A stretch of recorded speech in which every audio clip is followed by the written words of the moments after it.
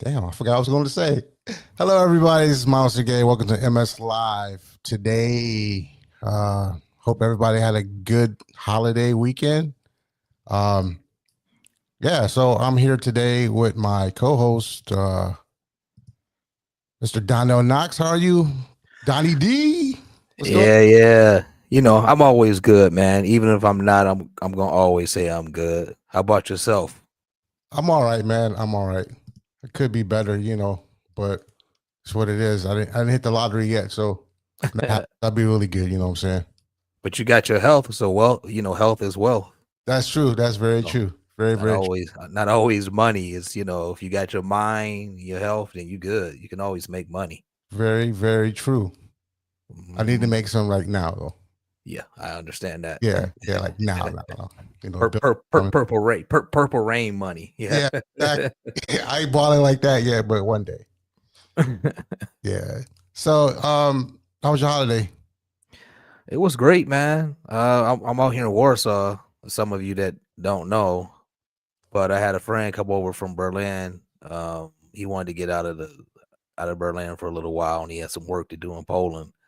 So I showed him around the city, and it was a little bit kind of chill because a lot of Polish people, they go home to visit their family around Easter, like for a few days, and then they extend the holidays a little bit longer. But it was good. The weather was nice. It was like 74, something like that.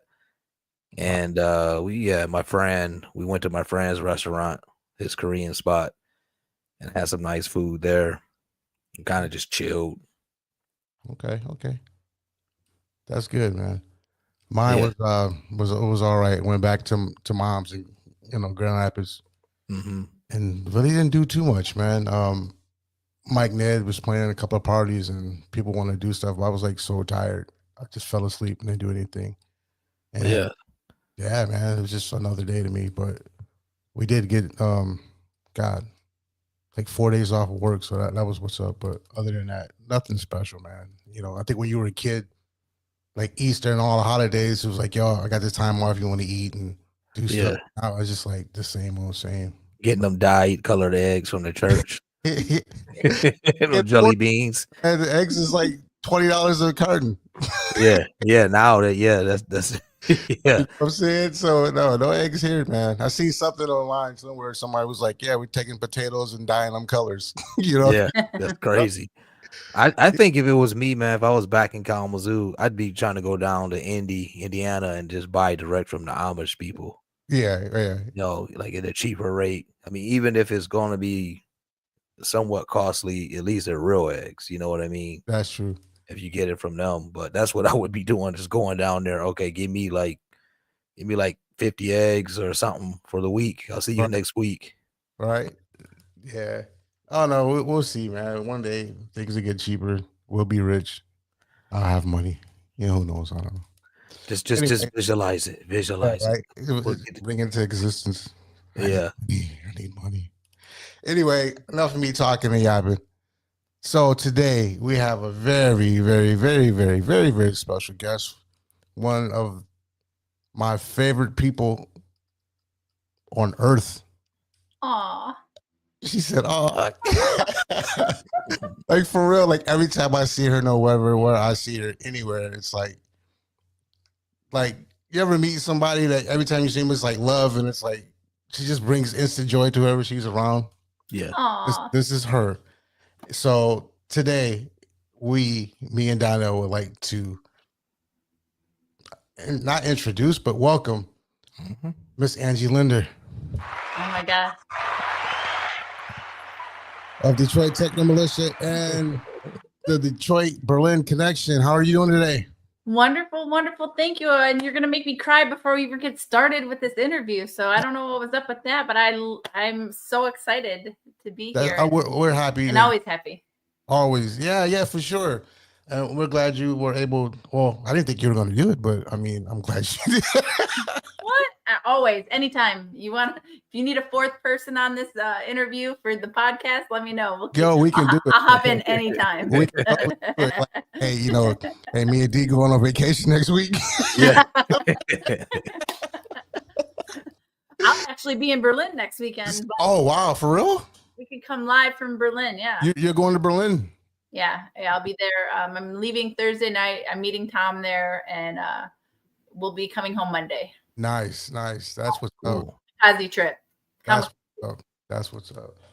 So yeah, so like I was saying, this is like one of my most favorite people person. A people person. She's so nice, and she's bringing good energy and joy, and she's actually the very first person to actually bring my ass to Detroit. I love it. I love it. I was shocked when I found out. I was shocked, and I'm like, no, we're making this happen like immediately. Yeah. And now you have like a residency or something. I see you all the time. They're like, yeah, forget him.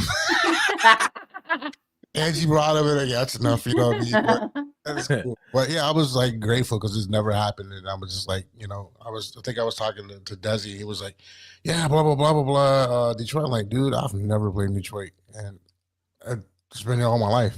Not close in Michigan at least, but never. But I was grateful for you guys to bring me out, and that was great. I was happy because when we first reached out, you're like, yeah, no, I'll never play in Detroit or something like that. I was like, no, you have to. We're going to make this happen. And it was such a special night. We had so much fun. I got to meet your cousin. Mm-hmm. He's great. He was on the last episode. Yeah. Oh my gosh. And I mean, it was perfect for that space. I love Speaker Box where you played. And so I'm glad. And we can do it again anytime. I love that for sure. So do you guys know each other? You and Donnell ever met before? I've never met her personally. I just know, of the brand. I just know I used to think of you guys like Wu-Tang Clan. Like it's just a lot of you guys. Like I only met like DJ Soul like years ago because we happened to be on the same flight. I was going back to Warsaw. And I was standing in line and looked up, and we saw each other. Oh, what's up? He was going to Amsterdam, then going to Italy, and I was just coming back home, over here after being in Kalamazoo for 2 months. But that's like I think the only member of y'all Wu-Tang Clan Association like I've met physically. But I do know about you guys. I love it. Well, DTM is for the children, so definitely like. That's where we are. But no, our paths have never crossed. So I'm really excited to talk to you and get to know more about you as well. Yeah, that's what's up. Speaking of Wu-Tang, are you going to the show in Detroit? I want to. I definitely want to. I need tickets now, don't I? Yeah. I got to check the dates. I forgot. I think it's like I want to say June something, like a weird. It's during the week, but I know it's like the last time they're actually performing like together. Yeah. That. I want to go for the sign language interpreter. Yeah. Like that is my jam. I love watching the reels of the Wu-Tang interpreter. Right. Yeah, can you do that? Good. You know sign language? I only know the alphabet and like some basic things. One of our really good friends growing up was deaf, and so was her brother. And so like I know how to ask kids to come play. That's it in sign language, but and apologizing for always like hurting someone. I don't know. Wow. So if you actually had a chance, could you think you could like just bullshit it off and just do it with the beat? Well, sometimes. So there's, I guess there's like American Sign Language, and then there's like more of like an interpretive sign language, I think. Okay. Because it's not a lot of the hand motions that I'm familiar with, because they're just really like fluid, or they're like more like summary hand movements and stuff like that. So maybe I could but I can definitely spell. I can do the whole alphabet. So that's how we would communicate, is by spelling. Okay. And finally we're like, hey, just we can text each other now. That's dope. Yeah. Yeah. I like that. So you go ahead. I said, but not as good as the interpreter for the Wu-Tang. Okay. No, definitely not. I don't have enough rhythm, I don't think. Come on. You gotta have rhythm. You're from Detroit, right? I mean, I can dance, but I don't think I can do like just pull it off by myself. Okay. So how was your Easter? Let's go there and we go from there. I know. I was hearing about your guys' Easter. I actually had a house full. I wasn't planning to do anything. And then we ended up with 9 people over. So my daughters, my grandkids, and my in-laws. And that's always a fun time. Candy giving. And we play an egg game called Dippy. So you take this egg and it's like battle eggs. And you try to smash the other person's egg without smashing your egg. And it goes around in a circle. And it's just this family tradition. I think it's a German family tradition from Tom's parents that he's kind of passed down. So we have the Dippy Championship before dinner every year. So I've yet to win, but we keep a list of who the Dippy champion is every year. Dippy, I gotta check. I've never heard of that, but it seems like it can get kind of messy. Yeah, well, it's not so bad because you're just like trying to crack the other egg. So you're like one holds and the other person hits with their egg, and you got to know where the strong part of your egg is, and then we all have egg salad the next day. Oh wow! Okay. That's dope, man. That's dope. It's fun. It's fun. Egg salad sandwiches, right? Oh, my favorite. Man. Ain't nothing like it. Eggs though. I mean, I don't know. I can eat them for breakfast, but any of that, like my mom, she used to do like the deviled egg stuff. And I was like, oh God, I can't fathom the smell and just I freak out and want to throw up or something. But oh man, you don't like egg salad sandwiches? No. Like, oh man, that's like scrambled eggs, but like eggs and tuna fish. My mom do that. I don't like that. Deviled eggs, I can't do that. Like even like when I have problems with like people cracking eggs and I can see the yolk and stuff run out. Or the worst thing ever is like breakfast and they dip the toast in that stuff and oh God, no. That's the best breakfast. That's the best breakfast. That's the best breakfast. The runny eggs on toast. Oh no. Throw some strawberry jelly in that mix. Oh no. And it's perfect. I'm getting sick just thinking about this. I can't do it. It just grosses me out, man. And then I remember seeing people like cracking the egg, putting it in the glass and drinking it and all that. Oh no. Like Rocky. I draw the line. Yeah. I draw the line. Yeah, I won't do that. No muscle is worse that. Yeah, I like to cook my eggs, man. I mean, different ways though, but because I did work like in a breakfast and brunch place once, and this like it was like these people owned it. It was like this crazy cousin. He was the chef, and his cousin, like she owned the restaurant, but because he was a chef, he was sort of like managing it. But I learned a lot about like cooking eggs, different kind of eggs and pancakes, and how to work a hot grill from him for like the 2 months that I worked there. But I just couldn't stand it because the place kind of reminded me of like a Mel's Diner / like crazy people in there. Just, I don't know if they weren't on meth or anything back then, but just that weird type of, crazy type of vibe, like kiss my grits, like this type of oh my God waitress and stuff. But yeah, 4 a.m. Waffle House. Waffle House. Yeah. What's this? Speaking of eggs, Mr. J. Denham popped in talking about egg sandwiches is the bomb. I'm with you, Jay. I'm with you. Send Jay the link, man. Tell him to pop in with us. He can join in. I will. Yeah, I do in a second. Give me a second. Yeah, Jay. No, egg sandwich is not the bomb. I'm sorry, bro. I mean, the one that's cold, because but it's got to be cold, like made, and you basically better on some white bread. But then sometimes I get crazy. I'll add like mustard and pickles just to switch it up, or cheese even sometimes. Or sometimes I just eat it like that out the bowl. It sounds awesome. That's good. So, yeah. Let's talk about those eggs you do like the Reese eggs. Those are the bomb. That's different. The runny egg nastiness. But yeah, I'll eat those. I'll put them all day. Reese peanut butter cup, anything chocolate and peanut butter, it's there. I got it. Yeah. You were saying that you love eggs because they come out in the Easter time and you don't have to unwrap them. But I love that. I take them, I put them in the freezer, let them get nice and cold, and I eat them.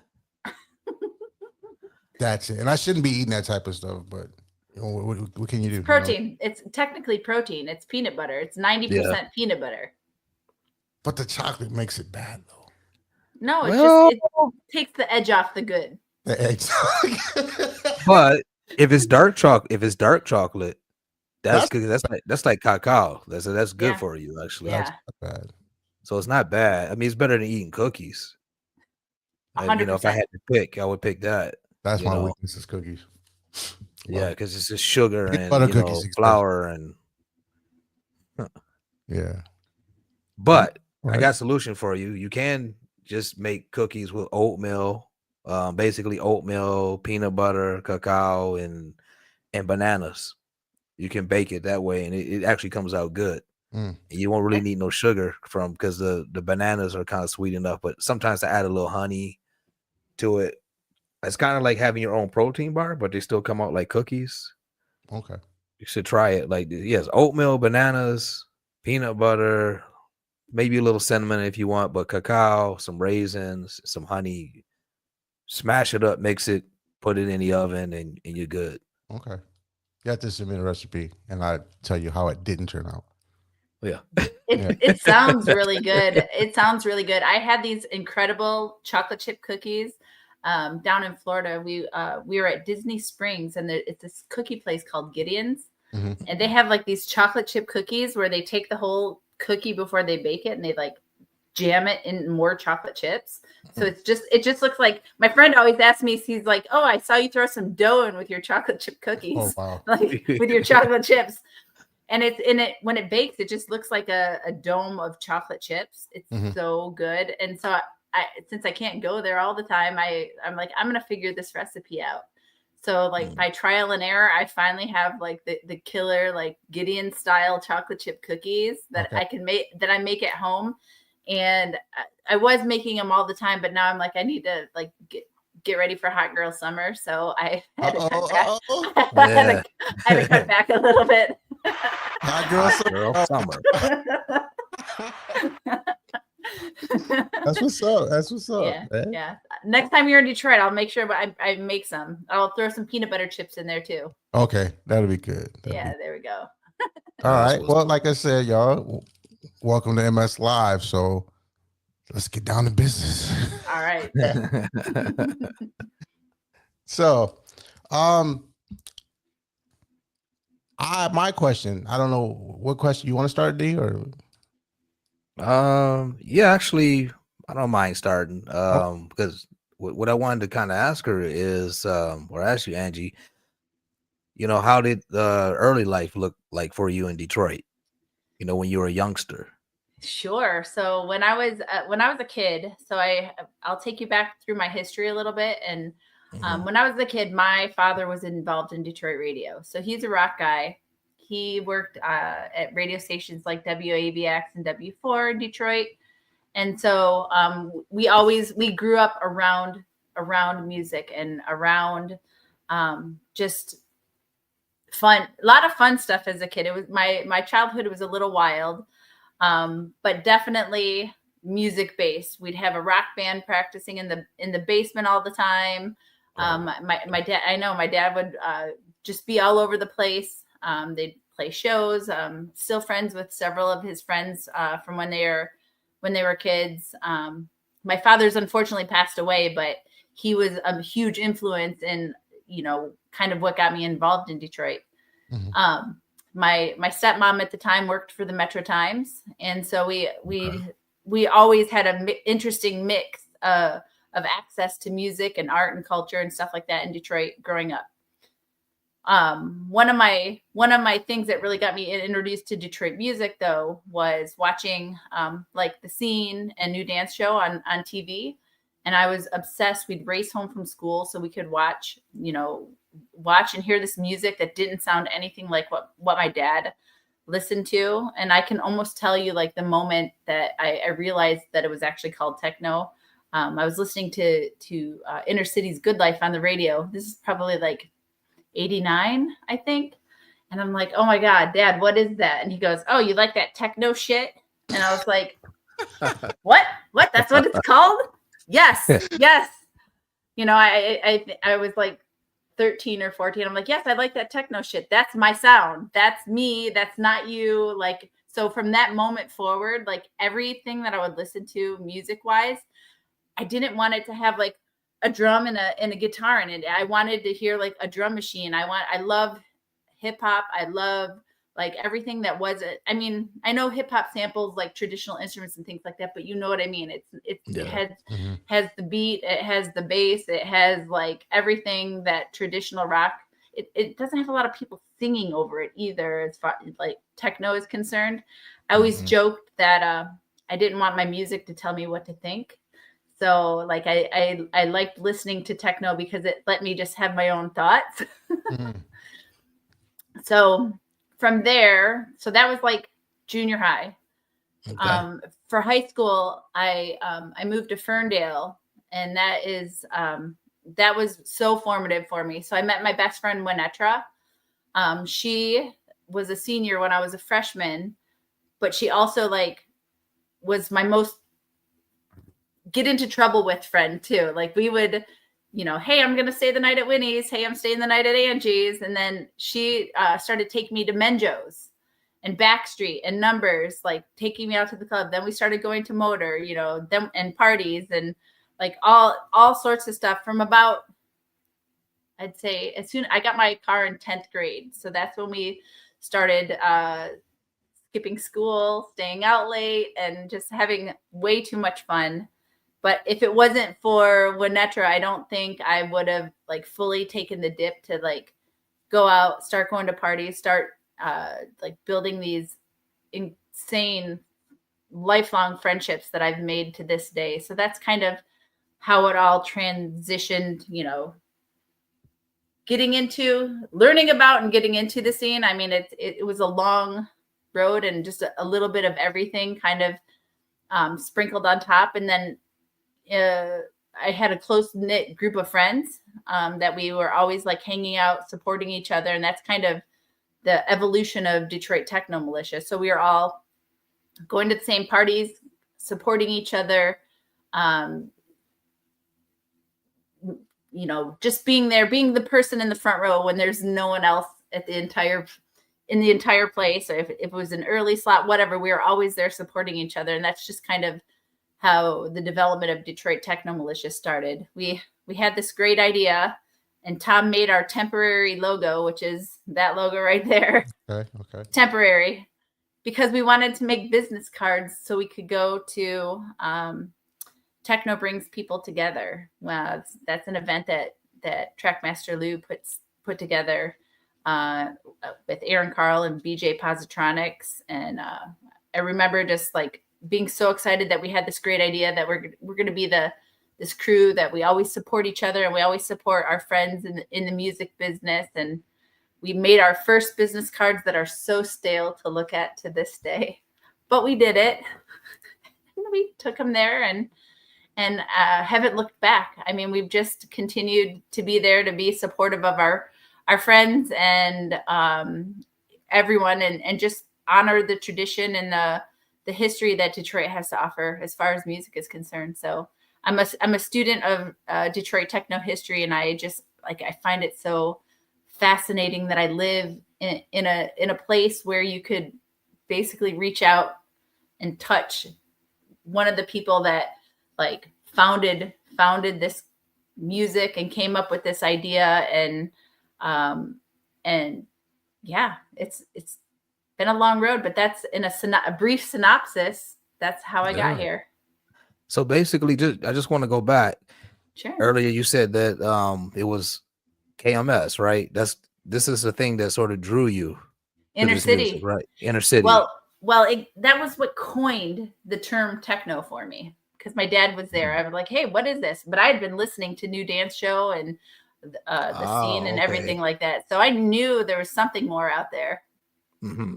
So then, what would you say that actually drew you to, this music? In fact, because you said it was a variety of things, but is there like one thing you can think of that just like a moment or something that just okay, that's it? Like I'm having this defining moment that I'm focusing on this music, or this is what I want to do.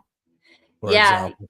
Yeah. So, like I said, my childhood is a little wild. So, like our solace would be like in our bedrooms with the door shut. My parents would be fighting or whatever. Like it was the 80s. There's a lot of alcohol and substance abuse in our home. So, like our solace was in our room, and I would listen to the Wizard on the radio. I had like this combo little stereo thing with the turntable on top, and I would sit there and I would like try to figure out what he is doing. Like we had turntables at our house. My dad was a radio DJ. We had turntables and records at our house from a very young age. And so I would kind of like listen to what he's doing, and I had a little record on top with my little turntable, and I would try to like figure out how he's making those scratching sounds and stuff. And like to me that it drew me in, but it also like kept me away from whatever was going on outside of that bedroom, our like safe space, I guess you could say. So so like that just transported me away from anything that was going on in our house, because I was so intently like trying to figure out what he was doing. How is he like making these two songs go together and be another song? Like I have a turntable here, but I can only do it with one, but it will drop down a second record. Maybe if I do that really fast, like, cause you could stack vinyl LPs, and I had like a release and stuff like that. I'm like, maybe that's how he's doing it. And then I realized that he had two turntables, and I never really figured out how to do it myself, but the fascination for watching other people do it. Like I have so much respect for that, because I put headphones on and I hear two songs in there, and it's horrible. But if watching someone else do it, it's just, it does give me that like, wow, this is home feel. Mm-hmm. Yeah. So I hope that describes it. That's nice. Yeah, no, that's live, man. It's good to know, because I can even see some similarities, or I can really understand and relate, especially the car in the 10th grade, and listening to Jeff the Wizard, on the radio station, because we all did. I think that's the basic thing. I think, like everybody's like, as far as I know, everybody's origin story is connected with Jeff being a wizard. Yeah. It's weird, and just to have to know that type of like everybody has that connect. Well, at least if you're from the States, at least you have that connection. Oh yeah, how'd you hear? Oh well, some guy named the Wizard.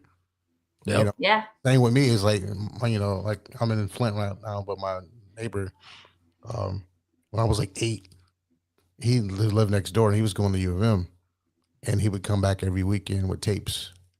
And it was around that time when breakdance and all that stuff was going on, like I said before. But that's my connection. Like, I'm like, what is this? Oh, it's techno. I'm like, what the hell is techno? I don't know what it is. I just know I hear stuff and people breakdancing to it. And that was my introduction to Jeff Mills. Yeah. That, who we are now is Jeff Mills, but it's the Wizard.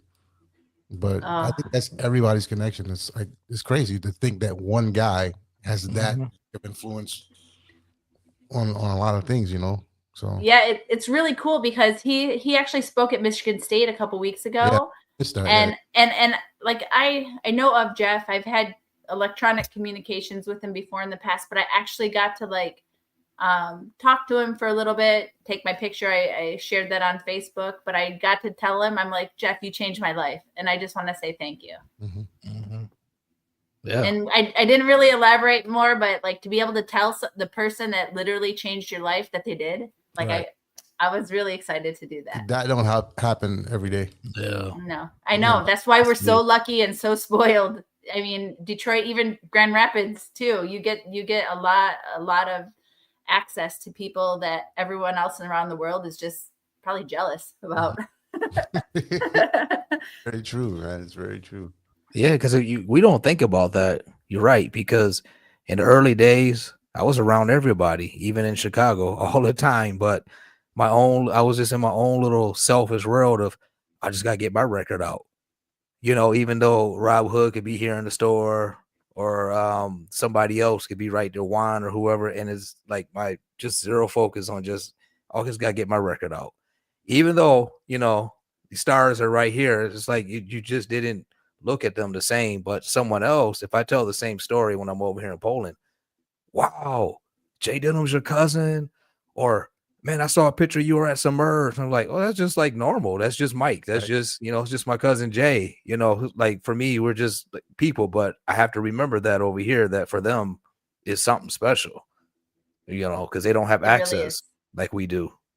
It really is something special, and it's something that I try not to take for granted either.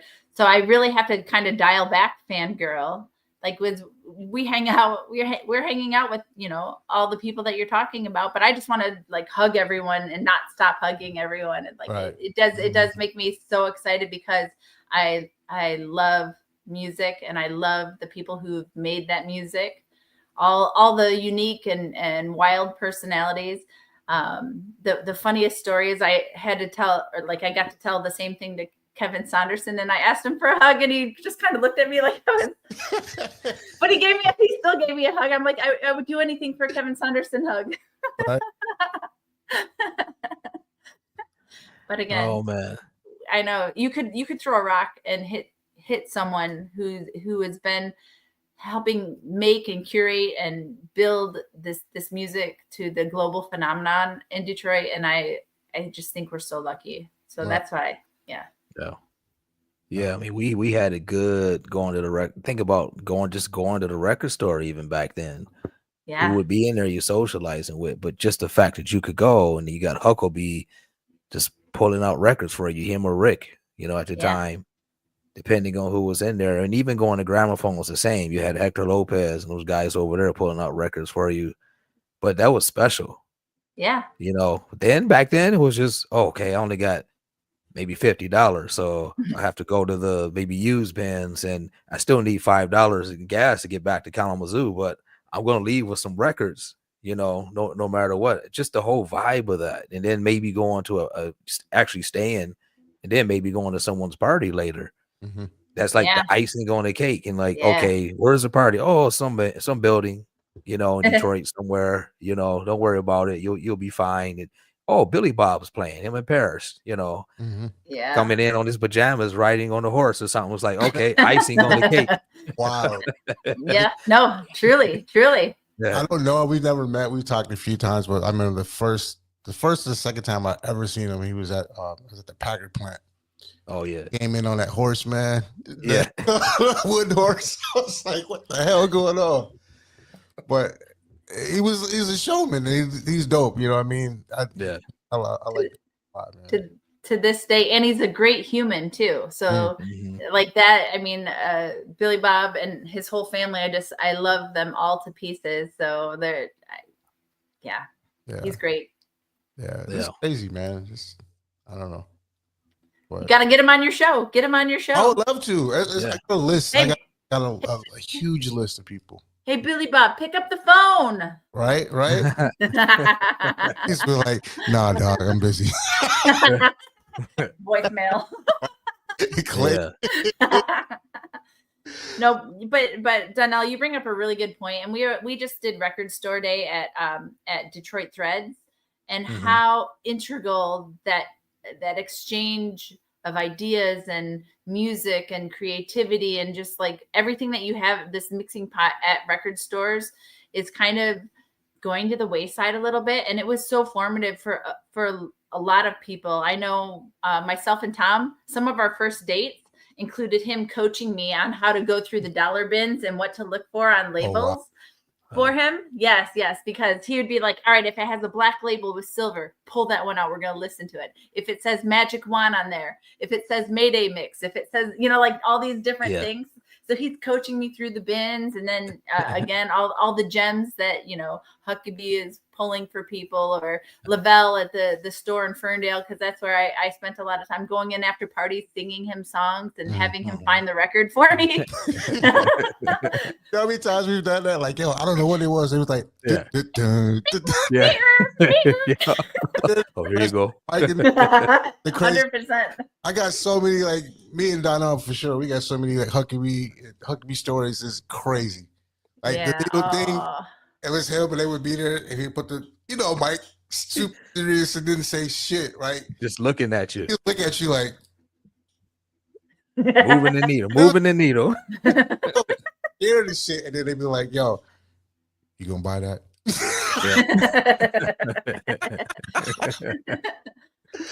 Right, Oh, man, that's crazy, man. It's, I miss all that, man. I miss Mike too, man. That's crazy. Dance room, right? Yeah, but there are some new school kids kind of carrying on the tradition. So they're gonna actually have like a record club at Detroit Threads, which I'm really excited to hear. Fox Club is doing their record club program, and they're gonna meet monthly at Threads. I mean, like the fact that you got to schedule it now, like I think that's coming from a generation where play dates were scheduled. I don't know. We just showed up and we did whatever we wanted, but and that's not a dig to that, but it's like everyone is so structured and scheduled now. So like they're carving out this time to make this happen, and hopefully it'll just pick up, more organically than that, so that kids are spending time there, because it's so formative. You can learn anything you need to learn at school, but you don't learn life until you actually go and live it. And we lived so much life at Detroit Threads and Record Time and Melodies and like all these Buy Right and like every place. There's even some record stores we would go to, like off the beaten path. I can't remember the name of the store now. Why do I think it was on 6 Mile? Tom and I went, and they just had all these white labels stacked up, and we started going through them. And there was no writing, but we were pulling, we could look up the matrix numbers, and it ended up being all the direct beat white labels. Oh, wow. Like just stacked there for $1. And hopefully is this a PG rated show? Because Tom told me to just shut the fuck up. Don't say what it is. Let's just buy the whole stack. Okay. Like Tom. They had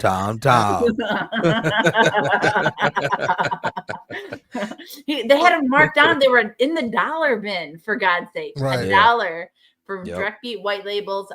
So we definitely you live a lot of life, and now we have this massive record collection. How many records does Tom actually have? How many records do we have? Because I'm the shopper in this family, and I'm like, oh, you want to sell your collection? How much do you want? But I think we're at about 10,000 records, conservatively. And that's trying to thin the herds and like give things away and stuff like that. Okay. But we've inherited a couple really just brilliant collections, and So nice. I'm a lover of vinyl. Goes back to my dad. We had a giant wall of nothing but records as a kid growing up, but it would all be like Pink Floyd and Alice Cooper and Disco Duck. Oh yeah, Disco. Don't hate. It's a good one. That was a good one. We listened to that one until we scratched the hell out of it. Right. So, nothing like vinyl. It does have its own vibe, its own feel. I mean, lately, as I've been DJing over the years, I've been kind of doing a hybrid thing. But if someone does ask me to do a vinyl set, I'll do time code vinyl, because now Tractor actually has this great option that you can record your vinyl straight in the Tractor, and it analyzes it and it makes it loud. So you still have the crackles and the pops. So that's what I tell people now. Like, I'm not going to take my records out to your party, but I'll do time code vinyl, because it's, for me, it's going to be the same thing. But I like playing hybrid though too, as well. I'm glad that I can do everything. I can do CDJs, vinyl, or just play from, Tractor using some controllers, just to be like more versatile. Like, okay, if I have to do this, I can do this, or I can even with the same music create a different kind of vibe. If it's only on Tractor, like a hybrid set, or if it's only on CDJs, or if it's only on like timecode vinyl, for example, it's all like a different feel. But at the end of the day, vinyl just has that, when it's not all the way on and you got to like mess with the pitch, it gives that different kind of energy. Yeah. That's that part. It triggers that part of my brain from when I was listening to The Wizard to now listening and watching how they're adjusting and fixing that, and just slowing it down or speeding it up. And I'm like, how do they know? This is magic. How do they know? But it's that, what is it, tactile? also, so it's more hands-on than the digital. And just from the viewer perspective, I love watching it, but I understand that it's not practical now to be traveling with like 5 crates of records to play a 8-hour set, you know. Well, when you have a record crate, that happened to Jay and I one time when we went to Germany, and we were supposed to go back to play in Munich, but we landed, I think, Frankfurt or somewhere, and a record crate just didn't come. It's like somebody just took it. They knew. Yeah, and ever since then, I said, okay, you see, you know, people can say all stuff they want, but sometimes when you have something like that happen, that stays in your mind. Like, man, that crate that had 100 records in that thing, and it's just gone. And 10,000 memories. Yeah, memories of getting it, you know, the work to get it. And here in Poland, like I stopped playing vinyl, like taking my records places, because sometimes I was turning around and people was like taking the records out of my crate, like looking at the record, and then sometimes they came up missing, so I knew, okay, they took my record. So then later they were complaining, why are you playing from Tractor? Because the last couple parties, some records came up missing, so that's why I'm doing that now. You know, but yeah, it was a couple times over here too that happened, so it's like, oh, okay. The biggest challenge that we've been seeing as far as like being a vinyl based crew and Tom and Bill like primarily playing on vinyl is you can send your tech writer out and you can ask for be very specific. Yeah. But especially in Europe, like if you are a vinyl only DJ, expect to get 2 different turntables from 2 different people's houses, and who knows what shape it is. So we've had to do the vinyl CDJ hybrid just so there's a backup, because you're going to get one with a dead tone arm. And I mean, we'll say that the quality of the performance is going to be based on the equipment that you provide. Right. But they're like, but you said you wanted turntables, and we these are all that we have in like 500 villages from around here. So like, this is what you're playing on. And I'll get these angry calls. They didn't look at the tech writer, or we have Audio Technica turntable or something like like the knockoff brand turntable. Yeah. And Tom's like, what's an Ion turntable? What is this? Yeah, so it's crazy. I think the most craziest thing I ever read, I played in France somewhere like maybe 5-6 years ago. It was some time back, but that's when I was doing vinyl. And I played, it was some small, it wasn't a small village, but a smaller town, and the party was nice, as you know. And I got to play, I'm like, yeah, so where are the needles? They were like, didn't you bring any? I'm like, no. Yeah, that's a requirement. Tom always travels with 2 pairs. Yeah, so that's why I think I never ran into that situation before. I'm like, no, I didn't bring any. You don't have any? And they're like, no. So they had to literally drive like an hour and a half to go get some from somebody else. Hey, I mean, the quality of your performance is based on that, right? Well, Tom will take them, and one time there was a very seasoned, very tenured DJ whose name I will not mention because I know Tom's watching right now. I'll tell you in person when the next time I see you. Tom played and we were leaving, and they're like, hey, this DJ needs. Hey, Tom, do you have needles? Tom's like, yeah. He goes, well, so-and-so needs them for their set. And Tom looks and he goes, how long has he been a DJ? Yeah, that's a good question. 25 years. He's like, he should know to bring needles with him. Yeah. So I'm like, oh my God, are you really doing that? And he's like, yeah, let's go. And so like we were on our way to the next event, but still I was like, oh, all right. So we learned a valuable lesson here, didn't we, fellas? Not wrong. He's totally not wrong about that. Yep. So you gotta stay for his whole show. What? Yeah. I know, right? Just to get your needle. So it's like your ears get tired, you know, after a while from the pounding. And if you got another gig or something after that, and you want to stay up your needle. Right. Yeah. It's wear and tear on your. I mean, it's the same as someone. Oh, can I use your headphones? No. It's like asking me, can you drive my car? No, Felicia. Or can I lick your food before I eat it? Because that, to me, sweaty headphones sound like the same thing, you know? No, you're not gonna use my head. Hell no. Then you're gonna probably drop them, doing, because I'm gonna be watching. I won't relax. I'll be like watching everything they do. Oh, he put them down too hard. Oh, he got them. No, can't get them on. And you're like, why is your head so big? Right. Like, come on. Yeah. Like, take them off, man. No, there's just certain things you just can't. You can't be lending out. You know, especially when you're a DJ. No headphones, no needles, no way. And God forbid you forget your needles. You know, like you get done and you leave the club and you're like, oh no, you have to use some kind of mental note to make sure you don't leave those needles at the club. Because it's the that's checklist. the thing. That's the only issues I see with that stuff, because you're right. I had it a few times here in Poland. I remember one time I was playing with Paku, and he came in with like his traveling suitcase. I said, "Why are you bringing all this, stuff in here just to play?" And he set up. He did a little live show, and I said, "Why are you doing all that?" And then I went to play before him, and the tone arm was all like, it was like you had to basically put the needle on the record and just hit start, and then maybe watch the red light or try to like catch it that way to mix. So you couldn't even like cue it up. And then he looked at me and he said, "That's why I'm playing live." And I was like, "Okay, you got me, Paku."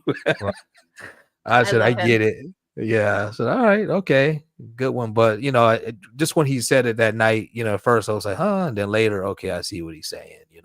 You never know what you're gonna get, as you were saying.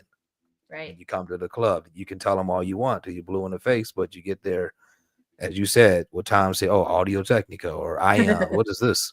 What kind of mixer is this?" So catch Tom when he's got a DJ a setup and there's an Allen and Heath mixer. He will burn that club to the ground. I'm telling you, like, this is like the end all be all. No, like, he doesn't want to do the show if there's that Allen and Heath mixer, and I'm always on the receiving end. He's like, "Did you send him our rider?" I'm like, I did. Wow. I always do, but for what we get, there's a lot of reasons. Obviously, just a lot of reasons why we like to play smaller clubs too, like smaller, more underground stuff. So we're not going to tax the promoters and be like, "All right, we need the top of the line, this and that." Tom always, and Bill and I always talk about it. They look at it as a challenge, and they'll make it work. They just won't be happy about it. Right. Is it because it doesn't have effects on it? Is that why he prefers a Pioneer, maybe, or something? Or all right, to quote him, he said it goes on the fader. It goes from quiet, loud, like instantly. There's no in between. There's no curve from the fader, and so he's like, it always goes quiet, loud. Yeah, if you're using vinyl, I guess I can see that, dude. Yeah, because I use it. Well, with Tractor, it's easy because you just plug in a USB cable and then you can send your audio straight to the mixer, so you don't have any extra cables. And then now you can even, like, what I've been using it, you can use vinyl and like to run it back into the mixer and through Tractor, and you can use time code as well, like from the turntables, and have CDJs hooked up. And then if you have an extra controller like I do, I have the K2, because that's what I use to control the effects and everything inside Tractor and do looping and everything. You can just basically use the Ethernet cable to that mixer, and you have 2 USB. So like, let's say I wanted to do a back-to-back set, somebody else could plug in their computer like to the mixer as well, and they can be on 2 turntables over there, 2 CDJs, and me over here just going back to back. But I understand, like, if you're like using just vinyl or just simply CDJs too, like the Pioneer definitely offers the effects where that Zone doesn't, so it is just, but I understand if you got like a preference and they don't supply that, it kind of messes with your performance a little. Because you got a last minute, last minute I got to change, even though I told them.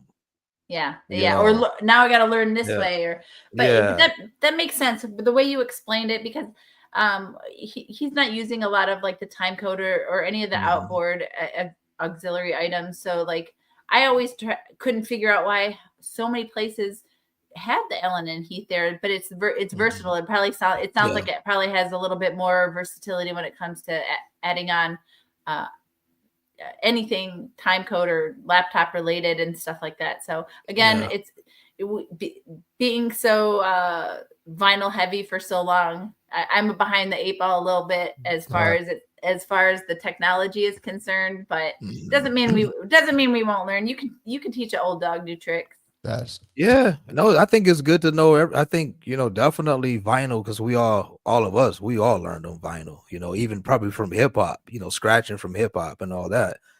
But I think it's like kind of refreshing when, good for your brain too. Okay, let me learn the CDJs well. Let me master them. Yeah. A lot of people don't know that you could, even on the software part of it, really make the CDJs how you want it, like the coloring and everything, like through Rekordbox. Before then when you load your USB stick, it's exactly how you want it. You don't have to rely on Pioneer. Oh, I didn't know that. Yeah, you can, because I didn't like them so much at first until I realized, oh, wait a minute, I can change the coloring of the waveforms in the CDJs. I can do all this stuff in Rekordbox, and then it's going to show up the same for me there. But with the timecode vinyl, that was like, okay, now I don't have to carry this whole record box around. I still got my records. As long as they got good needles and everything is good, I can still mix like I do on turntables. But I have the extras of like looping to say, on the fly. Or let's say the turntables aren't that good, then you can go to absolute mode where you can still use the turntables, but it won't skip.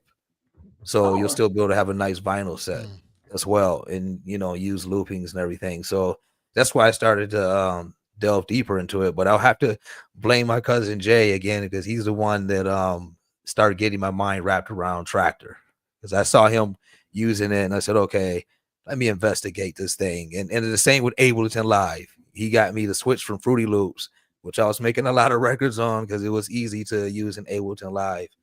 So shout out to you, Jay, because you did open my mind to some more things. Right. Jay was the first person that I saw played on Tractor. I think it was at Oslo, where he killed it. So I'd never seen anyone play with Tractor before. So I will give him credit for that.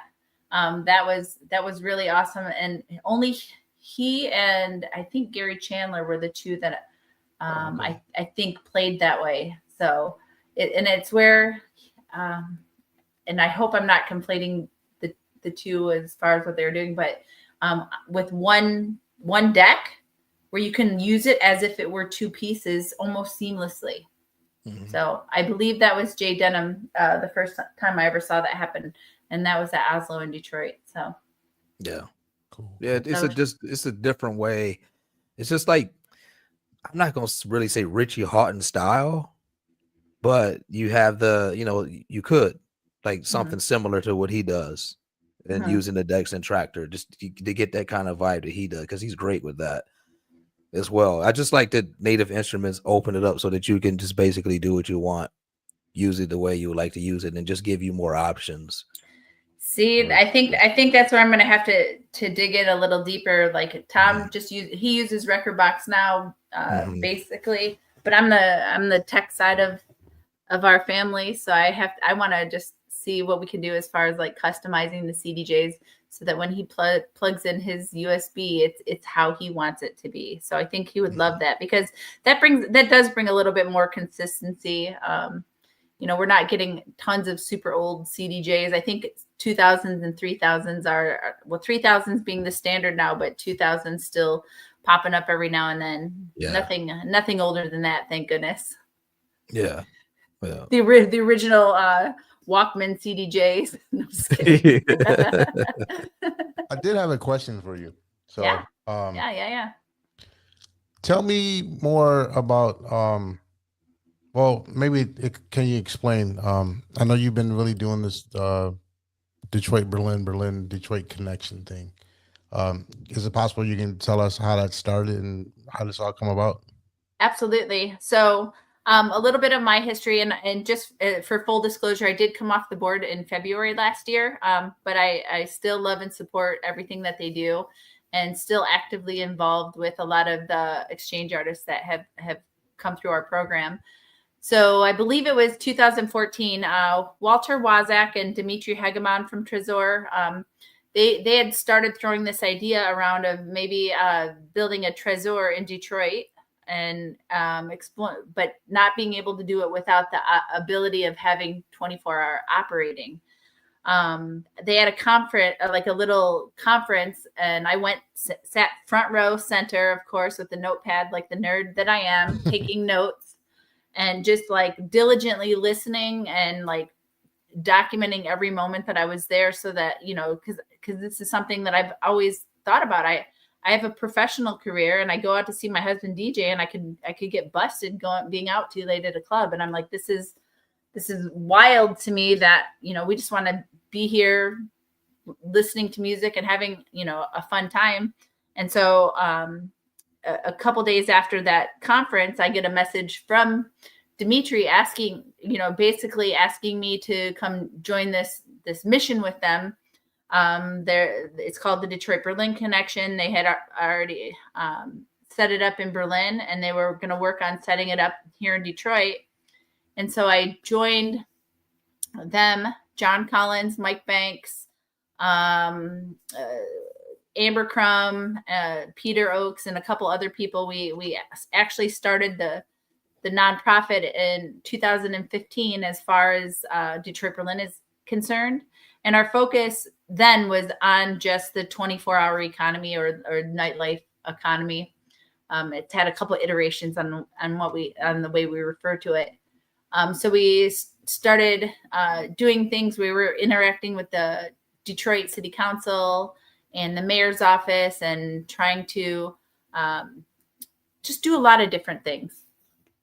So the eventual evolution of that was based on how 24-hour dance culture really reunited Berlin after the wall fell. And so I talk about that all the time because Dimitri brings it up, and it is something that inspired our board to work hard and work towards, because we can all see what it did for Berlin and for the artists. You know, you don't have to leave Berlin to be a successful musician, whereas in Detroit, we export all of our awesome talent outside of the city because you can't really get paid here to do your business, to make music and be a full-time musician here, which is so unfortunate. You know, thinking back to the beginning of this whole conversation with us together, how, you know, we're still in a city where this music is created and it's glorified everywhere else around the world except for our own backyard. And to get the city to recognize that. So we just made it more of a push as a board to host a conference. We called it The Potential. So starting in 2015 and all the way up until last year, we would have a conference every year where we brought together city managers, the police, different urban planners. We had the School of Architecture involved in reimagining what the Fisher body would look like. So, you know, we would kind of just talk to the city like, hey, give us one floor in the Fisher body. Let us restore it. Let us, you know, show you how, if we activate this under this 24-hour umbrella, what that would look like. And we brought international professionals from around the world to Detroit to talk about how operating 24 hours in other cities have actually benefited. It lowers crime. It increases foot traffic. It helps bring better transportation options in the late night, and just a lot of positives that go along with, you know, the occasional negative. And especially in Detroit, you know, you hear the club get a little crazy, and then everyone's drunk, last call, they're forcing everyone out on the street. And there's two things you're doing when you're leaving a club. When you're a little inebriated and being forced out onto the street, you're either fighting or you are trying to find someone to go home with that night. Or, you know, like it's this weird energy that just is culminated at exactly 2:00 in the morning because everyone's forced out the door by usually really aggressive security telling you need to get out of here. Right. And in much rougher tone. So we wanted to figure out how we could like remedy some of that and what we could do and like show them how other cities are doing it. At one point, we took a delegation from Detroit, from the Detroit City Council. We had 2 council members and the mayor's assistant join us on a trip to Berlin, where we took them to Atonal, we took them to Tresor, we took them to the Kraftwerk side of the building, Arena, we took them to Holzmark 25, we took them to all these different places that are operating 24 hours. And they got to see like, wow, this isn't what we're envisioning when we're talking about someone, you know, the craziness that's going on down in Greektown when they're kicking all the drunk people out of the club. Because that's what they see. That's what gets the attention. That's what ends up on the news. Obviously, you know, like one person peels out and it could be a disaster, but I get it. So we're like, look, if we weren't forcing people out onto the street, this is what it looks like. And this is what we can do. And we were close, and we've slowly been peeling the onion back, I guess you could say, in regards to that, because we do have a couple venues now who operate legally within that 24-hour sort of realm, but we don't have 24-hour rules in Detroit yet. All right. So one of our focuses then became the municipal code.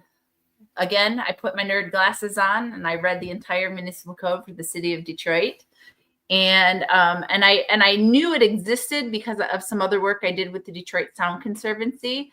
And a lot of Detroit's anti-dance laws have to do with Detroit in the 30s and 40s shutting down the jazz clubs in Black Bottom.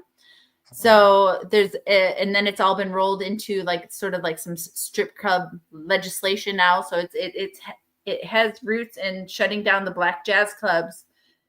It's been rolled into the strip club rules and now just the regular general rules. And so legally in the city of Detroit, you can have music, but you cannot have dancing from 2:30 to 7 a.m. Wow. What a stupid rule. What a stupid rule. And okay. They didn't go back and like change that. Like nobody thought to just change it. To just kind of, yeah. They still won't entertain changing it. Wow. It's on the books now. We did a change.org right before COVID hit. At 2019, we gathered over 4,000 signatures online, plus a stack of paper petitions. We were at events, we were getting signatures and getting, you know, the support for this. And COVID hits, and then they're like, we have bigger fish to fry right now. Like people don't have drinking water, and people are dying. So like this means nothing. You can't even go out and dance anyway. So it's tabled, but it is still something that that needs to happen, and I'm going to continue to talk about it no matter what. So the mayor's office wasn't too happy about us bringing this up into light, because we do, like I said, have venues that operate 24 hours. Which venues are 24 hours? Like Tangent and Marble Bar. Tangent and Marble Bar, I mean. They have 24-hour operating and are able to serve alcohol just at the normal times. Okay. So there's no additional revenue that comes in aside from just being open and selling water and pop and things like that late night.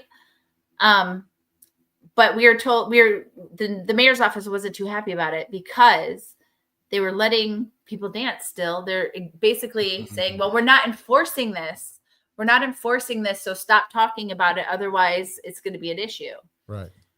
And I'm like, just because it's on the books makes it easy for you to discriminate against someone who may fall out of favor with the mayor's office. So you're all of a sudden, they now have this leverage where if they don't like you, they can go ahead and just shut you down. And so that was this whole advocacy piece, like, it's because I want people to be able to go out, be able to operate legally within the confines of whatever the parameter is. But if you keep changing the box and won't tell us what the box is or even where the box is at, like, how do you expect people to come meet you where they need to be, or like get things right with their venues, or get, you know, like open new venues? So they have the ability to selectively enforce that code and just shut down whatever they want to shut down, unfortunately. And then 2 years ago, we kind of spun that piece off because I guess 9 years ago we started the Artist Exchange as well, and I'll talk about that in a second. Yeah, I'm following a young lady. I think she's from, God, I want to say she's from either Ireland or Scotland. I can't think of her name. Give me Sarah Miller. Sarah Miller. No, I don't. Maybe I don't think it's her. I know she plays at Sub Club a lot. And she was La Fraîcheur. La Fraîcheur. Maybe that's her. Yeah. Yeah, Perrine.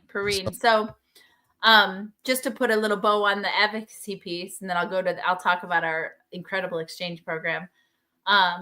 We spun off that piece because we wanted to focus strictly on 24-hour economy and have the name of the group be pertaining to that. So we started Detroit Nightlife United. We appointed our own independent night ambassador because the city had their own, but he was just his sole job. And we've talked since he stepped down from that role. Mm-hmm. The city would just want him to shut us up. Like, please, they're making too much noise. Get them to focus on this. Get them to do this. So he stepped down. There was a vacancy in the city that they didn't replace. So we took the opportunity. We seized the opportunity to just appoint Adriel Thornton as our night ambassador for the city of Detroit. And Adriel is a great person when it comes. Oh, wow. Yeah. Yeah, Adriel Fantastique, party kid extraordinaire, but he really embodies everything. He knows what it takes to be a part of the scene. He knows what it takes to build a healthy scene, a safe scene for everyone that includes everyone. Mm-hmm. So it's perfect. That is a to be continued. We're still evolving that piece. The exchange program, though. It started as a partnership with the Music Board in Berlin. And they give us funding to bring an artist from Berlin. So we did the first 2 years just, bringing people over and not reciprocating, sending people back. And we're like, well, wait, this is cool and fun and all, but artists in Detroit need the opportunity and we've always used it for someone who may not have the opportunity to ever leave the city. Right. This, a lot of times, we're looking for someone who didn't even have a passport to begin with. Let's give you a different perspective on the world and on the cultural significance that Detroit has around the world. And you can see and understand, again, being surrounded by it, you don't see the forest through the trees. So leaving, seeing the rest of the world, and then just having that perspective, we just thought it would be so valuable. So we started getting additional funding from the Music Board in Berlin. To send an artist from Detroit. They go from Detroit to Berlin. They stay 6 weeks. They have opportunities to play at the Pop Culture Festival. They do we do a collaborative with the artist that has come over from Berlin that year. Mm-hmm. So they do a collaborative performance, which again, they're working with an artist. Their paths would have never crossed in a million years. And I've been to see the performance, at least one of the performances live. And it made me want to cry. I was so proud. I was standing on stage, just taking pictures, a proud mom watching my little baby birds perform together for the first time. It's great though, because you, again, have an opportunity that maybe it's their first headlining show. So they're closing out this big stage with thousands of people watching them perform. And, it's really something special. So that's been going on for nine years. We've done 9 years of exchanges. We have another exchange coming up this year. Black Moonchild from Detroit is going to be going to Berlin, and then Ziggy Zeitgeist. So he actually has a band. He's a little more of a non-traditional electronic adjacent artist. He plays the drums. From what I understand, John Collins is handling this. This is John's took over for me as the president. So he's handling this exchange and has got to know the artists a little better. So I'm probably not doing them justice explaining, but he's a drummer. So I think there's going to be a lot of ability for them to collaborate. When the artist comes to Detroit, they stay at Submerge, which If you've ever spent any time just hanging out on the porch there, you never know who's going to come across that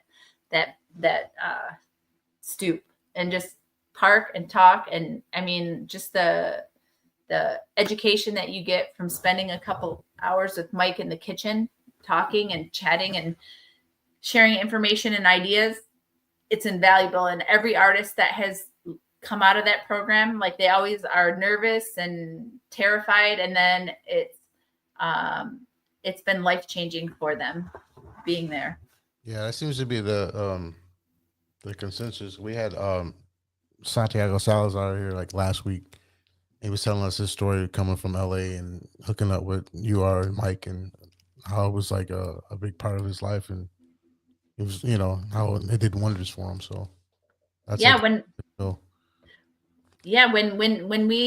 we first really got serious with Detroit Techno Militia, our first office space was in Submerge. So we were there for several years, working with Mike. We actually for a long time ran the Submerge website and got that up and running again. And then we did the UR. I don't know if you remember the UR website when it had an iteration of like a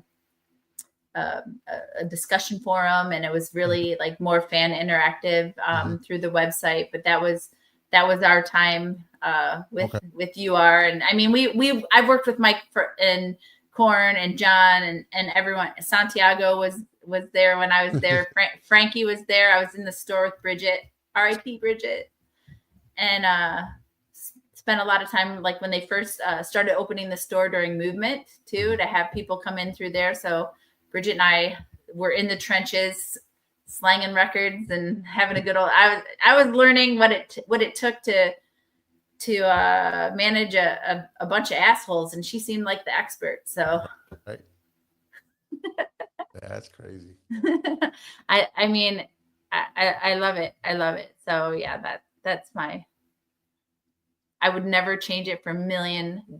Like I every moment, every conversation with Mike, you were like, I don't care what else I have to do right now. He's telling me who his most formative 70s rock artist and playing me this video. You're like, who that is and what that is. I'm here for the ride, and you strap in and you're ready for the story. So the Mike Banks University, if you get the opportunity, cancel everything else and go. That's it. Yeah, that's one. I've never met him. I hear Donnell talk about. Stop. I got challenge number 2. You mean? Oh God. Challenge number 2. Yeah, that's it. Never met him. Never been to UR actually. So yeah, it's good. Oh my gosh, no, we'll change that. Yeah. I got you. All right, that's cool, man. So when you were talking about the whole thing with the city, I mean, it seems kind of crazy that they seems like that they were giving like pushback. I mean, to me, it doesn't make sense. Like you have the festival that comes there every year. You see how many people come there and how much money flows through that city at that time for that weekend, and it's a shitload. And not to say it's the same, but I mean, if you had that constant energy and that constant thing going through your city, it seemed like you would want that. And I know maybe some of the laws with the state as far as like drinking and alcohol, I don't know how that would change, but it seems like to me, like, why wouldn't you try to embrace another, you know what I mean? I mean, like I said before, I'll tell you what. It's more money flowing through the city, creating more jobs and all that for everybody. It doesn't make sense. Yeah, well, for and it's kind of what ruined Detroit as far as like the early to bed rules were concerned. Henry Ford wanted people to be able to get up for work in the morning, so they didn't want a late city. Duggan has billionaires to keep happy, who employ a lot of people there, so he kowtows to the billionaires, and it's beautiful for the outsiders who come into Detroit. You know, it's the gentrification piece, definitely. But it doesn't do anything for the people that are there or the businesses that weathered the storm through before it was cool to be Detroit 2.0. Do you know what I mean? Right. So like, it doesn't make sense because we brought the billions of dollars industry that Detroit could get a piece of. You know, they could build a tourism base based on electronic music alone. And they just now started mentioning electronic music on the Visit Detroit website. So just now, like it's becoming more prevalent in the last maybe 2 years, I think. But before it wasn't even an industry. It wasn't even a consideration. And they are dropping $50 million into this Motown complex. And there's not a damn place you can go to see a Motown band in Detroit. Like, what the hell? I mean, you can get on the Detroit Princess and you can see a Detroit Motown act, but you got to pay, $80 a ticket or whatever it is to get on the boat and have the dinner and take the ride. But it's frustrating to me. Like, I know there's a couple factions of like Temptations Act. Like, why are they not? Why, like if Motown is so prevalent and so world changing, they just don't realize the gravity of what Detroit electronic music has done for the world. Like the things like Electric Daisy Carnival or Ultra Miami and all these things, they wouldn't exist if it wasn't for what Detroit did. And the fact that people want to come to Detroit to experience it, but especially in this crazy sort of climate politically where we are right now, getting tourists that want to come here and not get in trouble for being at a bar after 2:00 in the morning or being able to listen to music in its rawest forms in a dark warehouse somewhere. Like, they just want to have fun and spend their money here and go home. Like that, like, oh, I think Donnell might be frozen. Is he? Yeah. Oh, wow. I'm like, he hasn't blinked in 10 minutes. Donnell. Either that or he fell asleep. Oh, it's late. It's late. Oh. It is late there.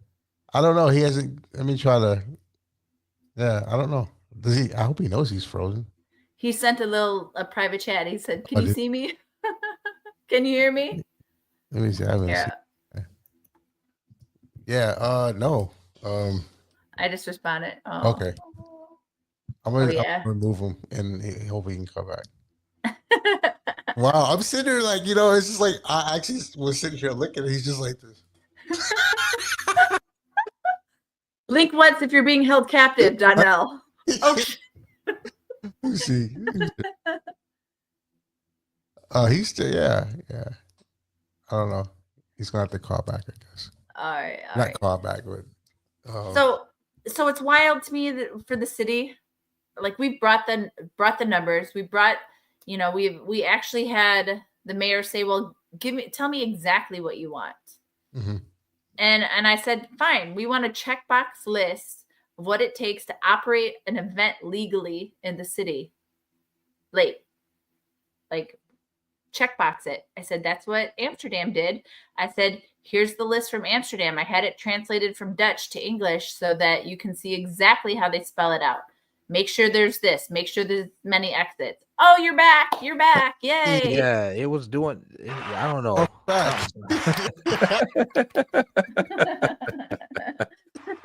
Angie said blink twice if you're captive. Yeah, because you were staring us down.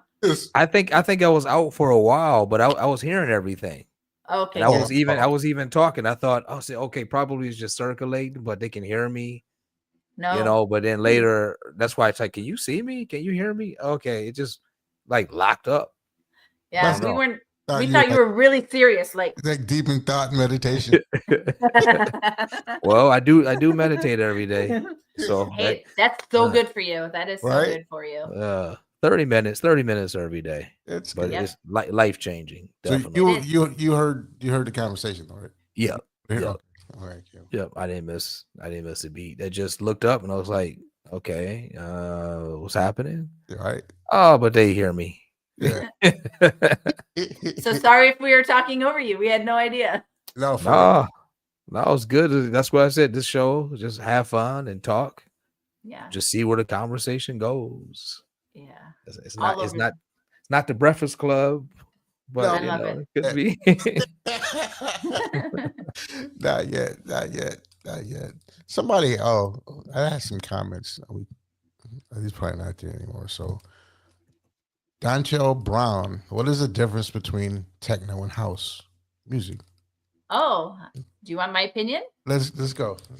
We have a theory. We always say like techno is made with like analog machines, and house music still has a lot of those organic, natural drummer playing the drum beat sort of patterns and more organic feel. So like the techno part is more just like the electronic piece, whereas house is still I like when I visualize it, it's warmer, it's rounder, it's like all organic instruments. I'm a trumpet player, so you're gonna find me playing house music instead of just playing techno on my trumpet, but definitely so that I think that's a lot. I see a lot of house being an evolution of disco, from my personal opinion, and from what I hear about house music, it's not all like drum machine programmed. There's a lot of organic elements. So Tom, when we talk about music and when he's mixing tracks and stuff like that, there's a lot more work that goes into some of the older house tracks, because they are just an actual human playing the drums and playing the keyboard and stuff like that. It's not just a daisy chain drum machine, right, ripping the drum beats out. So that's my opinion of the difference between techno and house. All right. Yeah. That's good. That's a good answer. Definitely more vocals in house. Yeah. Yes. Yeah. And a lot of really, really fun looped samples. So again, going back to that childhood of me closing my eyes and listening to the Wizard and trying to figure out like where all of those little, like, what's that loop piece? Oh yeah, that's that. Luckily there's this website called Who Sampled That. Mm-hmm. Okay. And you can go into a rabbit hole. It's like 27 layers of who sampled what. I don't think there's an original thought in music for like 100 years. No. Yeah. Oh man. Yeah, it's good. Who sampled that? It's so good. Yeah. That's crazy. Have you ever been to the website? I've been there a couple of times. Usually on the hip hop side. I heard some crazy stuff. I'm like, damn, what is that? You know what I mean? And I find out, oh yeah, it's such and such from, I don't know, Istanbul or something. You know what I mean? And with obscure stuff that you have no, like what would, and I know going through record bins, like, like sometimes I grab stuff just based off the artwork or the cover or something, and you have no idea what it is, and then it's like, what the hell? And then there it is. Like you search, skipping through the tracks, and you hear it like boom, and that's it. So that's I hear a lot of things, and like I never thought that somebody would, get a record from India and hear something fat, and then it's my favorite Pete Rock song. Yeah. So yeah. But yeah, that's a good website though. It's a good website. It's so good. It at least gives back some of the credit to the people who are on some of those tracks, maybe uncredited. Right. Especially all my vocal divas out there that are just like ripping it in some old school like disco tracks, and then it gets looped and chopped up into house music, and everyone knows the song, but they don't know who sang it. Right. Yeah. Yeah. So I like seeing who the credit goes to. Yeah, I like that. So you really I didn't know I learned a lot of stuff about you today. Oh, good. I hope you did. Just like, how deep on the music side, like that's why I wanted to interview you, actually. Mm-hmm. I didn't know. I mean, I think everybody knows you. Yeah, it's the Detroit Techno Militia lady, or she's that. But it's like there's more. You know what I mean? And that's I've known. I don't know you well, but we hang out. Never, like I said, every time I see you, there's love, and I know it's more than just that. You know what I mean? Yeah. So I wanted to like bring that side of you. You know what I mean? That people who don't really know you, they just know you from that. And I mean, the Techno Militia thing is crazy because it's like were you like surprised like how big it's like worldwide? You know what I mean? It's like crazy, and everybody, you wear that shirt anywhere. I don't care where you're at. Like in I don't know, the South Pole and somebody, Detroit Techno Militia.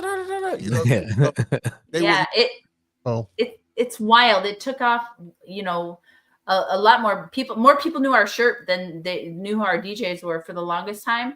So we always joke that if you were a Detroit artist playing in some city outside of Detroit, there is going to be one guy in a Techno Militia shirt saying, like, "Hey, look, I know Detroit too." Like, so we always joke that it's the shirt for those who know to let. Oh, I'm sorry, the shirt to let those who know you know. Right. Oh, okay. Yep. Yeah. Yep. So like it like so many pictures come back to us from all over the world. I have people in front of the pyramids in Egypt and China, the Great Wall of China, like in just representing Detroit, and just that's the whole point. And now there's actually like a Worthing Techno Militia, a Glasgow Techno Militia, a Berlin Techno Militia, like all these spin-offs, and everyone's like, well, aren't you mad about that? I'm like, no, that's kind of like the point. It's flattering, like actually, you know. I've seen the Glasgow one. Yeah. Like I love all those crews that are doing that, because what they're just, it's just a nod to say, hell yeah, we're down for doing, you know, staying true to the underground, playing the music, giving our friends support and paying respects to Detroit. Like it's so cool. Yeah, that's a blessing, man. Yeah, it is. Yeah. Sure. It's so cool. And I'm terrible. So if you ever see me and I have shirts, I'll just give them to you. Like, if you just got to ask, because I sell a couple and I give them all away. Yeah. So I saw my picture of my shirt that I need to fit. Oh my God. Yes. Just missing a whole, it's the it was crazy. Dude, I don't even know. I was in I think it's that. Yeah, it's gone. That's the thing. You can't, it's screen printed. So I don't know how the letter N is missing. Maybe there was a sticker. I don't know. So I was there. I was in Berlin like a month ago, and I believe I was at it wasn't Tresor. It might have been at Golden Gate or something. I played Tresor, Golden Gate, and Staub. One of the two, either Staub or Golden Gate, and I had this shirt on or somewhere. Somebody was like, "Yo, what's up with your shirt?" I'm like, "What are you talking about?" Get some white out and just draw it in, and I'm gonna get you a new one. Don't worry. But like, that is because this is screen printed. It's not like it's not vinyl peeled off or something. Like, they've missed the whole ass end. It was gone. I was like, oh hell. You're the Detroit Tech Militia. But see, that could be worth money. I'm gonna save it. Yeah. It is one off one. The shiny. It's the shiny. Exactly. All right. I would love to keep going. I am so sorry though. I have some commitments this evening. But we appreciate you taking the time out on us. Hell yeah. Real. I had so much fun. Anytime. Maybe we can do a part 2. As you said, have her come in. You know, like come in and join in on some of our conversations with other people. Just show up. Let me know. Just show up. That's our thing that me and Myles like to say. Tip for the day. Just show up. Just show up. That's how people get invited to the DTM barbecue. I'm like, I don't send invites. Just show up. Just show up. Just show up. Just show up. So before we go, I'll let you go. So you guys got anything you want to promote? You got anything coming up? We got a lot of fun stuff. So Tom will be at Tresor on April 26th. So that's why I'm flying into Berlin. So I'm really looking forward to being back with our Tresor family there. Then he's coming home for a couple days, and we'll be hitting Portland for the DTM 2x4. So that's May 3rd. And then I don't want to miss anything. We have Movement. DJ Soul will be at Movement. Sean Rudiman will be at Movement. Then they go to Tom goes to Montreal for a newly launched promoters event there, a little underground event up in Montreal, which I hear they have a pretty live 24-hour scene. So might try to go for that at the end of May. But they're really excited. So they're playing this Emotions Music Festival in Saskatoon, Saskatchewan. So yes. So I cannot wait to be in Saskatoon this summer. And then the biggest thing, and another piece of just my giving back always to Detroit, is I sit on the board for Techtroit. And I'm really excited for the Techtroit Electronic Music Festival. Like, that is free, all ages. The only free electronic music festival that's all ages in the city of Detroit, with an all Detroit lineup. And we have And we have Tom, Bill, and Sean Rudiman. They're going to do a new act called Turnpike Heroes. Oh wow! Okay. So from here to Pittsburgh. Sean's going to come play live while Tom and Bill DJ. So we have a little, 3-way Turnpike Hero set coming up. But the lineup for Tech Detroit is insane. TechDetroit.com. Please check it out. Share it with the whole world because Roach and Moses really worked their butt off, and this last year was their first year as a nonprofit, and now it's just growing, and it's in a really cool location. It's at that Container Globe spot that they were at last year, so it's cool. It's growing, and it's amazing. And then Terry in the comments just said shout out to the Drop Fest Flint, and last year that festival, I don't think I've ever heard a more thundering city like I did at Drop Fest last year. They really do it up good for the Drop Fest. Okay. Yeah, it's quick because I've never been to anything here since I've been here. Oh my gosh! So, please, I please. Stuff. So my bad, Flint. We'll do that. Yeah. Yep. So then, aside from that, we'll be canoeing and spending some time on the river, just in a tube, eating out of a snackle box and drinking beers on the river, for a couple weekends this summer. Yeah. You don't want to get your crackers wet. So when you're on a tube, anything could happen. So you got to have it sealed. It's great. It's revolutionized my river snacking. And we do a sweet snackle box and a savory snackle box, and just listening to everyone go down. 20 of us will be on tubes. All right, who has the sweet snackle box, and trying to catch up with each other. It's good. That's crazy. Yeah. Oh man, snackle box. I gotta remember that one. Right. That's a good one. It's so good. It is such a great idea. It's it's what do they call it? The little cheese and crackers for kids, the snackables or whatever. Cheese. Yes, not. Yeah, I know what you mean. Them little things is good. yeah. But it's the adult one, because you can put grapes that are soaked in vodka in there and stuff. Yeah. Scooby Dooby Doo. Snacko box. Get my snacko box. Wait. Well, yeah. Thank you for coming.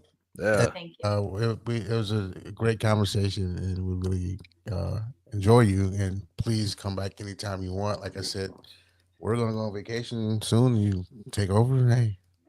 Hey, let me know. Or if you ever want to come out and snackle box on the river with me, you guys let me know. And anytime. That might be kind of cool for sure. Yeah. No, definitely next time I come home, I'm going, I'm link up with you up in Detroit for sure.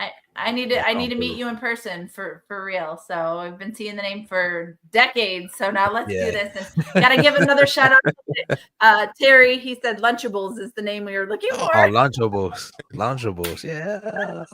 Terry, you gotta come back on here soon. We love you, Terry. Yeah, for sure. Lunchables. Oh man, dang, that brought us that's like having combos and some other little stuff with it. The fun dip. Oh, God. Kitty crack. Oh my God. Let me just eat this straight sugar dipped in more sugar. Just fry my brain with the sugar. I know. Right. I love it. All right, y'all, let's give it up for Miss Linder, Angie Linder, please. Aww. Thank you. Thank you, everyone. This was so much fun, and I'll be back anytime you want. All right. Yeah. No, we definitely got to do a part 2. Sounds good. Sure. All right, ma'am. I will send you out of here, but we'll talk soon. Ciao. Sure. All right. All right. Bye-bye. All right. Yeah, man.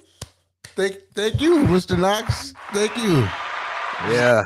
Thank you for staying up. For those who don't know, Donnell is what, 6? Like 2. It's 2 in the morning. It's 2 in the morning. And I'd be asleep by now, guys. If I'm not playing somewhere at the club or something, I'd be in the bed right now. Because I'm like an early riser. And, outside of the music, I have a lot of other things going on too. Right. Over here in Poland. Just for some of you guys know that techno house music, not the only thing I do. It's See him on the silver screen sometimes too. Yeah, sometimes I do some movies, play some parts. Next week I'll have those somewhere. Yeah, some clippings. Oh, there you go. Some of my bad acting. I could probably work on Tyler Perry's show. You should. Easily, because you see how they act on there. They always pissed off and angry. Right. On TV shows. Like that's all you gotta do.